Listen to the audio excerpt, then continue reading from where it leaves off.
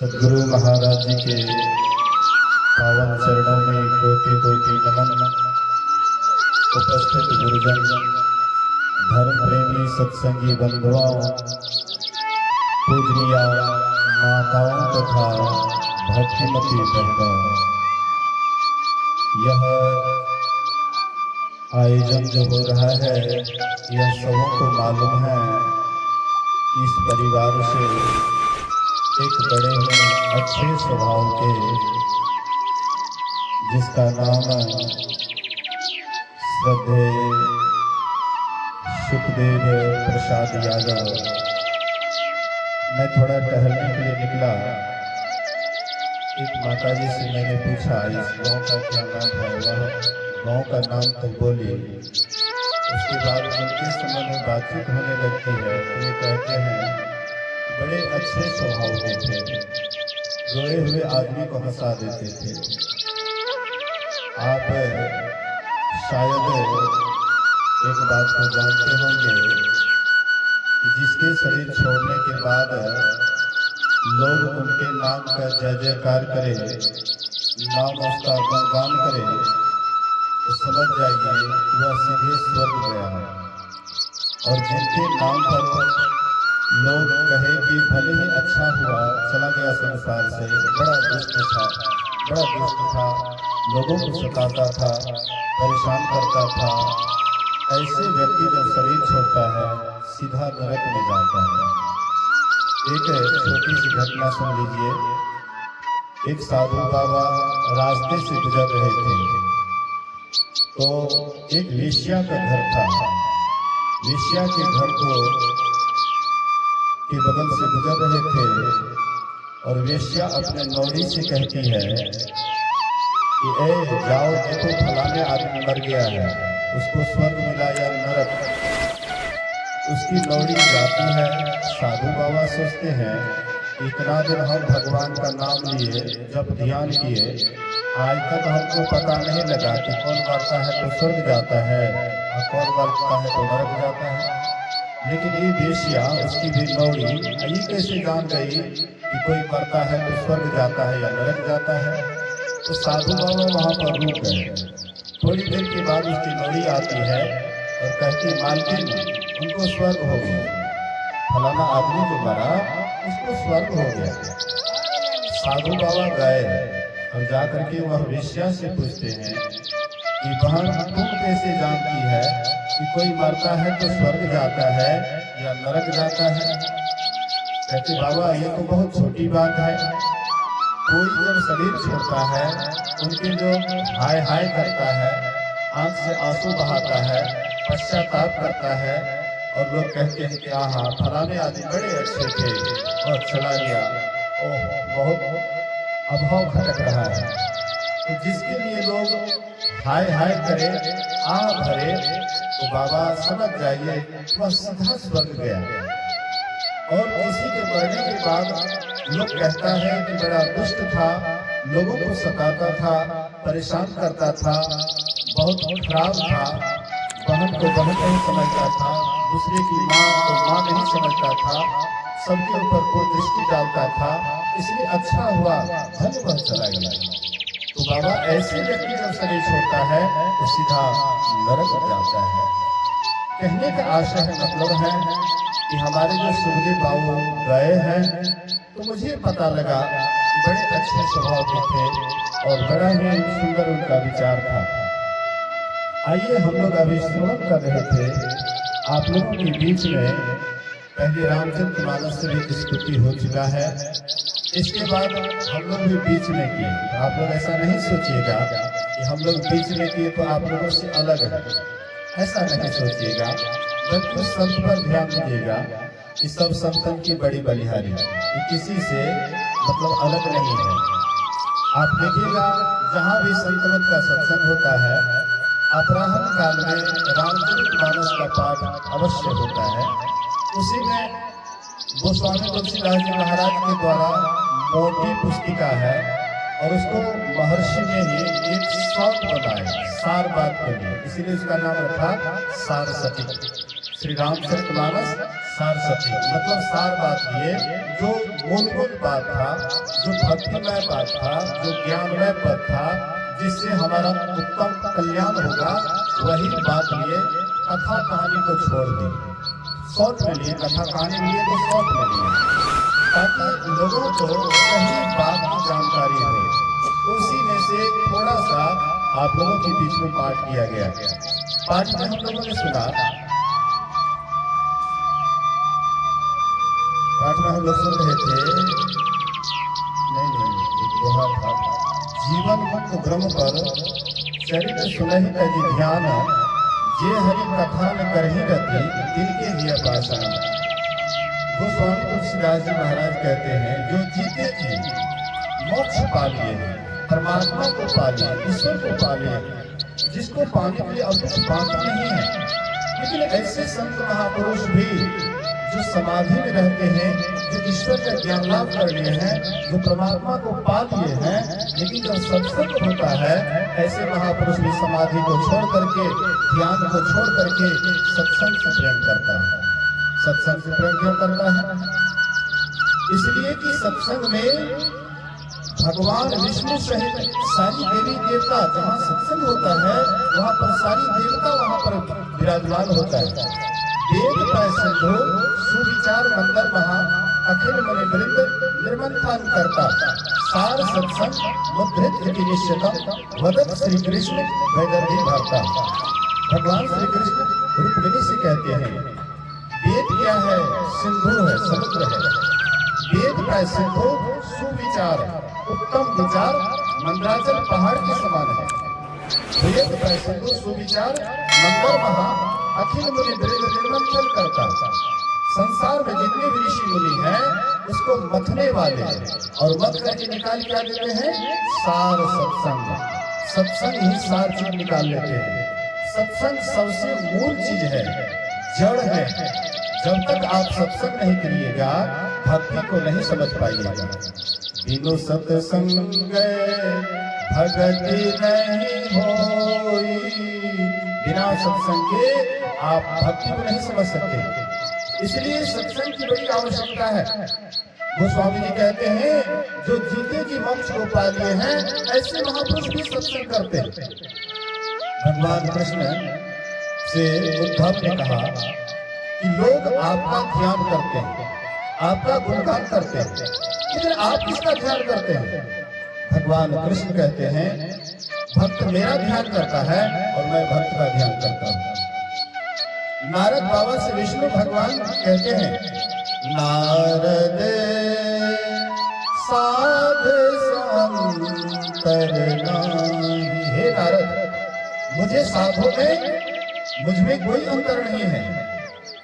जहां साधे मेरो जस गावे, जहां साधे मेरो जस गावे, तो करूं मैं बासा। साध चले आगे उठ धाऊं, वही साध के आसा।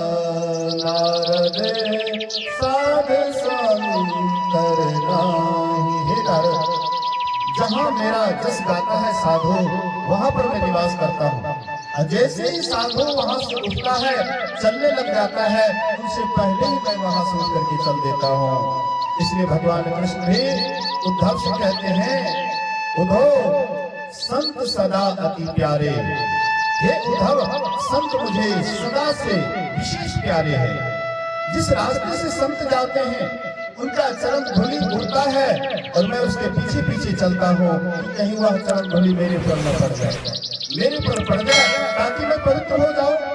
मतलब एक भगवान भी, परमात्मा भी इतना संतों का, सत्संग का महत्व देते हैं कि उसके लिए भगवान के पीछे पीछे चलते हैं। भक्त के पीछे भगवान चलते हैं। भक्त के वश में है भगवान।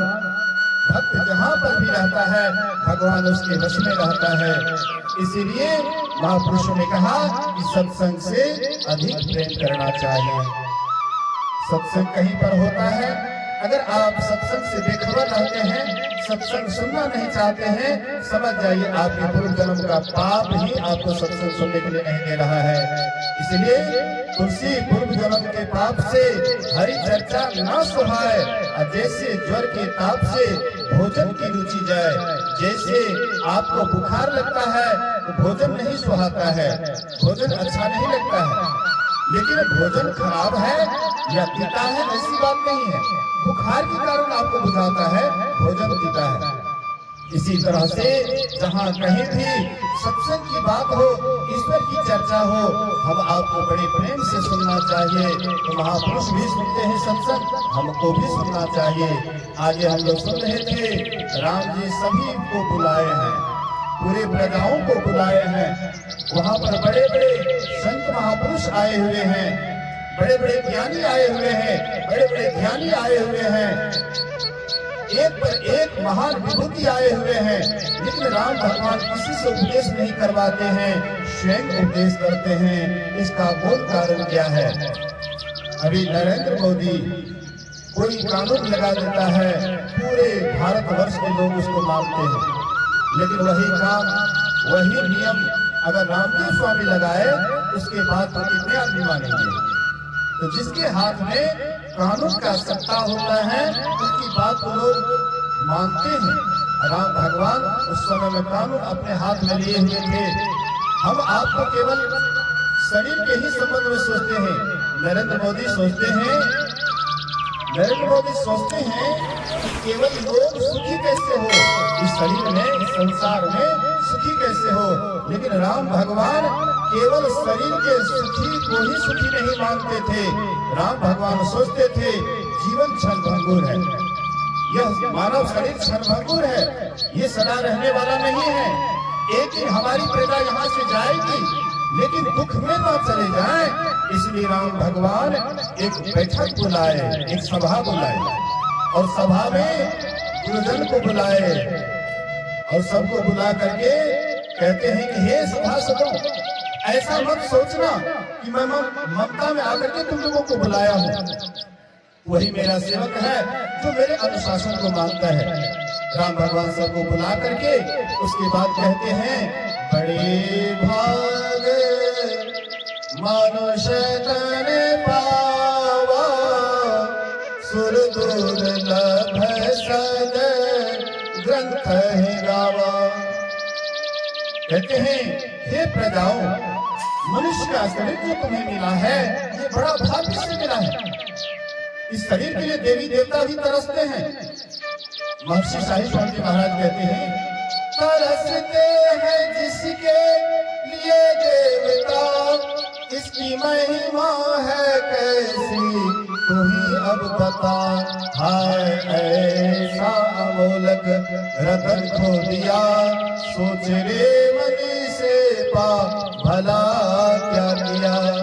प्रभु ने मानुष जन्म तुमको कैसा दिया, सोच रे मनी से पा भला क्या किया।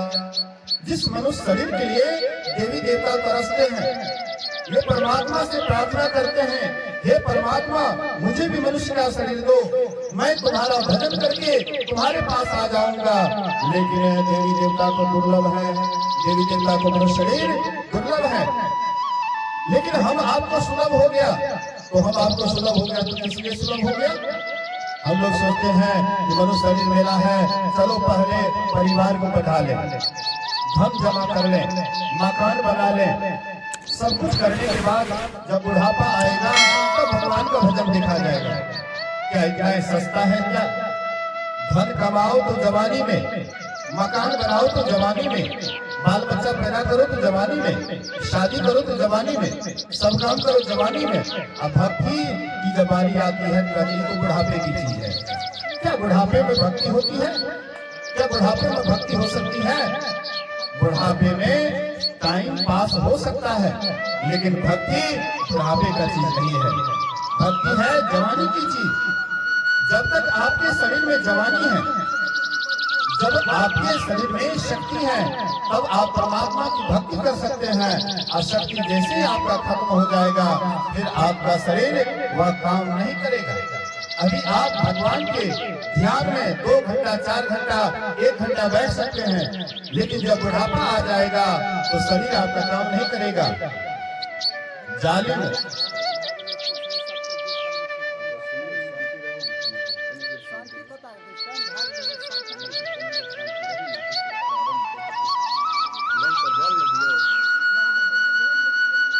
बोलिए प्रेम से श्री सद्गुरु महाराज की जय।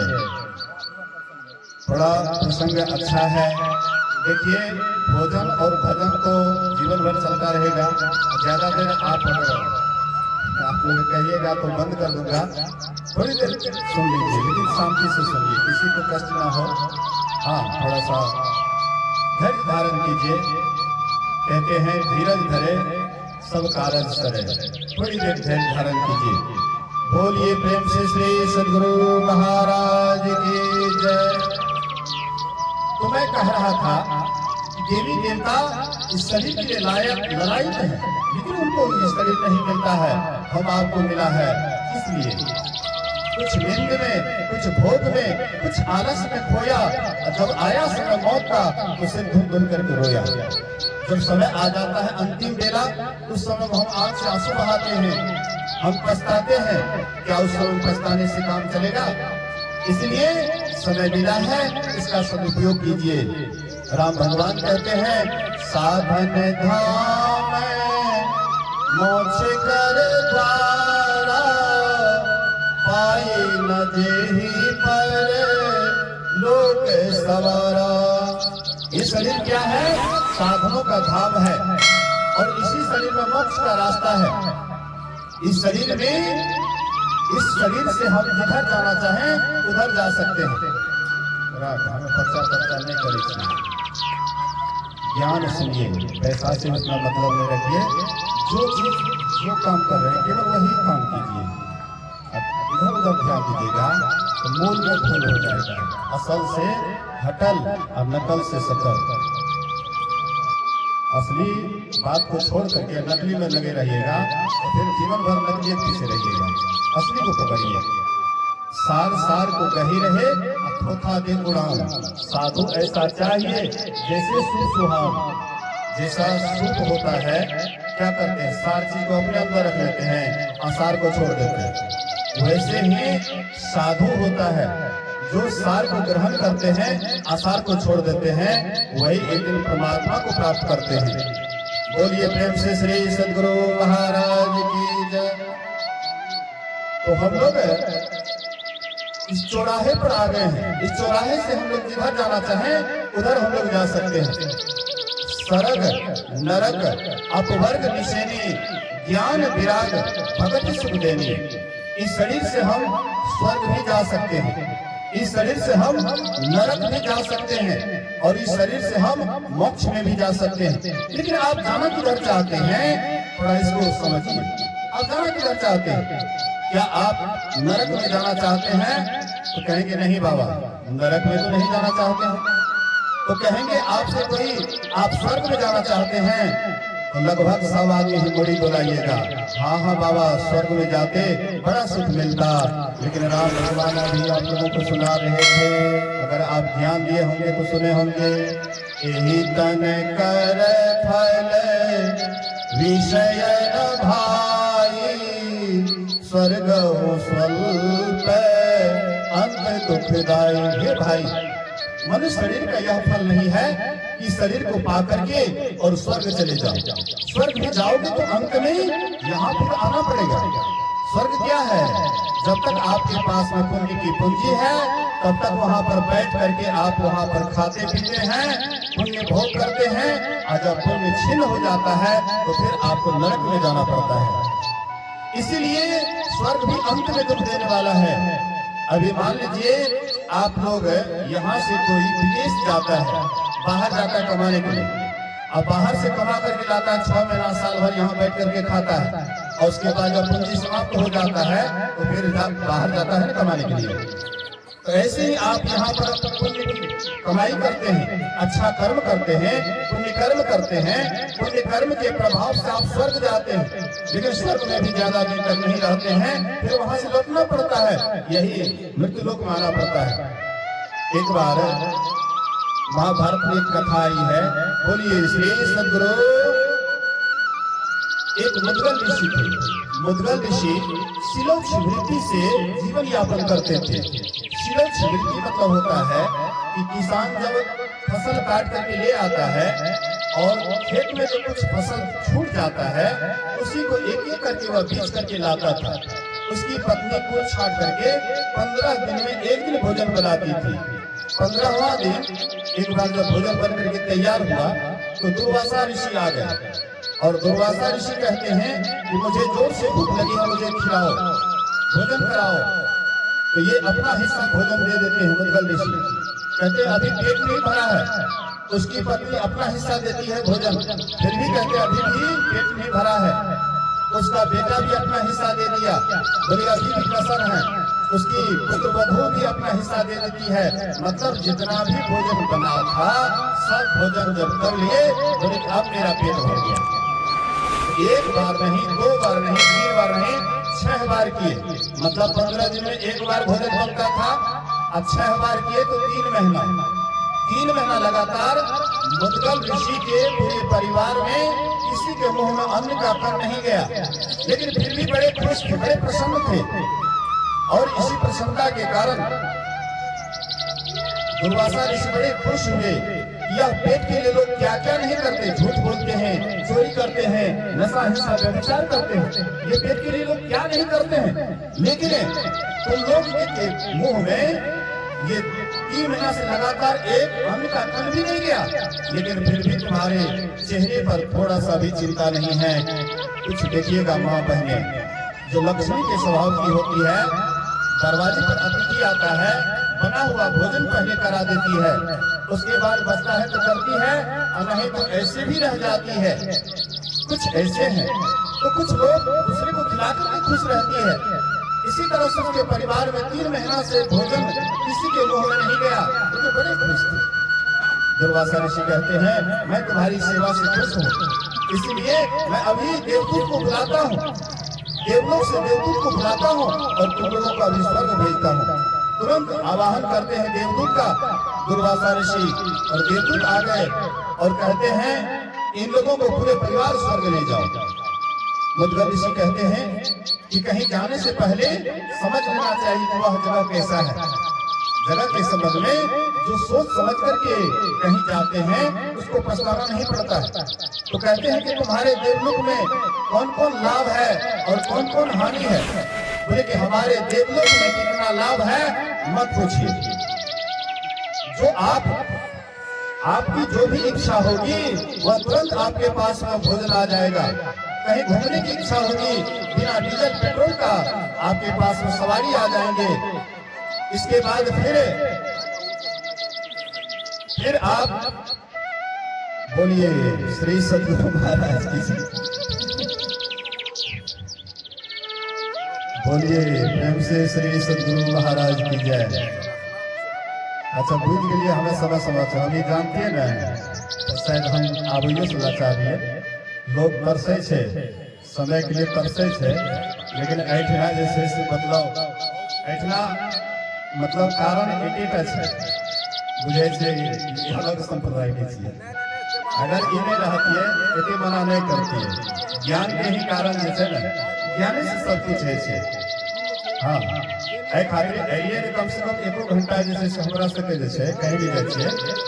हाँ राम भगवान हमें कते छे, राघव भगवान से अलग नहीं छे, सब एके के अलग, मतलब एके से सब ज्ञान छे, कोई अलग नहीं छे।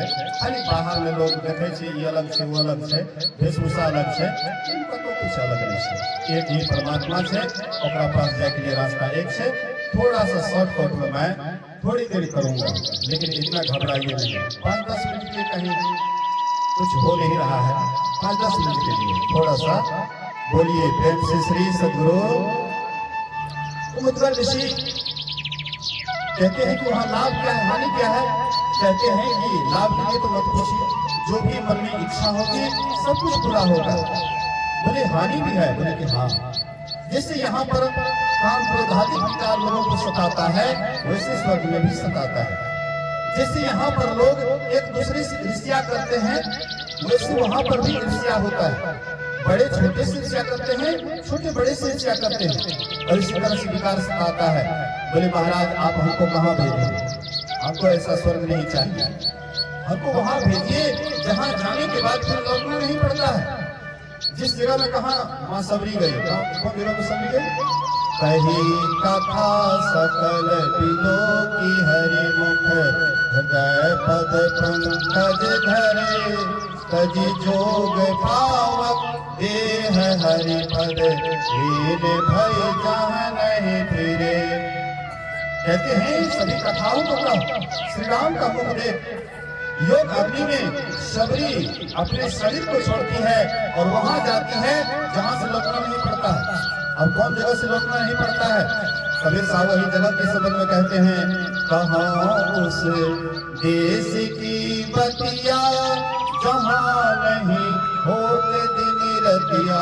मैं इस देश की बात करता हूँ जहाँ से लौटना नहीं पड़ता है। इसी देश के संबंध में गीता में भगवान श्री कृष्ण अर्जुन से कहते हैं, न तद भास्यते सूर्यो न शशांको न पावकः यद् गत्वा न निवर्तन्ते तद्धाम परमं मम। हे पार्थ, जहाँ जाने के बाद जहाँ पर सूर्य प्रकाशित नहीं होता है, चंद्रमा प्रकाशित नहीं होते हैं और नक्षत्र आदि की तो बात ही क्या है, जहाँ जाने से पुनः लौटना नहीं पड़ता है, वही मेरा परम धाम है। उसी धाम को जाने के लिए परमात्मा की भक्ति कीजिए। राम भगवान ने कहा है, जो परलोक यहाँ सुख चाहो, सुनि मन वचन हृदय दृढ़ गाओ, सुलभ सुखद मार्ग भाई भगत गौर पुराण स्तुति गाई। कहते हे भाइयों, अगर यहाँ भी सुख चाहते हो और यहाँ से जाने के बाद भी सुख चाहते हो तो मेरी वचनों को सुनो, अर्थात भक्ति करो। जब तक भक्ति नहीं करोगे तब तक तुम्हारा कल्याण नहीं होगा। भक्ति के बिना कैसे सुख है जानते हैं? भक्ति बिना बहुव्यंजन कैसे, लवण बिना बहुव्यंजन जैसे। बिना भक्ति के आप वैसे ही हैं जैसे आप बहुत सुंदर व्यंजन बना लिए और उसमें नमक नहीं डालिए तो कैसा स्वाद लगेगा? बिना नमक का कोई स्वाद नहीं लगेगा। इसीलिए भक्ति अगर आप करते हैं जरूर है उस ईश्वर को पाएंगे, परमात्मा को पाएंगे।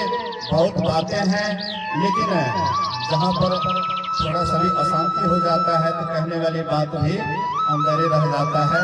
खैर, जो भी हमसे त्रुटि हुआ होगा आप लोग बच्चे समझ करके क्षमा करेंगे। कभी अगर प्रभु की इच्छा हुई, परमात्मा की इच्छा हुई, आऊंगा और भरपूर। कोई अपना विचार नहीं देता, कोई अपनी बात नहीं बोलता हूँ। जो महापुरुषों ने कहा है, संतों ने कहा है, भगवंत ने कहा है, रामचरितमानस से ही बोलूंगा तो बहुत देर तक बोल सकता हूँ। लेकिन यहाँ पर समय का अभाव है, बहुत सारी बातें हैं। आइए हम लोग साथ में गायक जी आए हुए हैं, बहुत दूर से आए हुए हैं और बड़ा परिश्रम करके आए हुए हैं, तो उन लोगों से हम लोग कुछ भजन सुने। बोलिए प्रेम से श्री सद्गुरु महाराज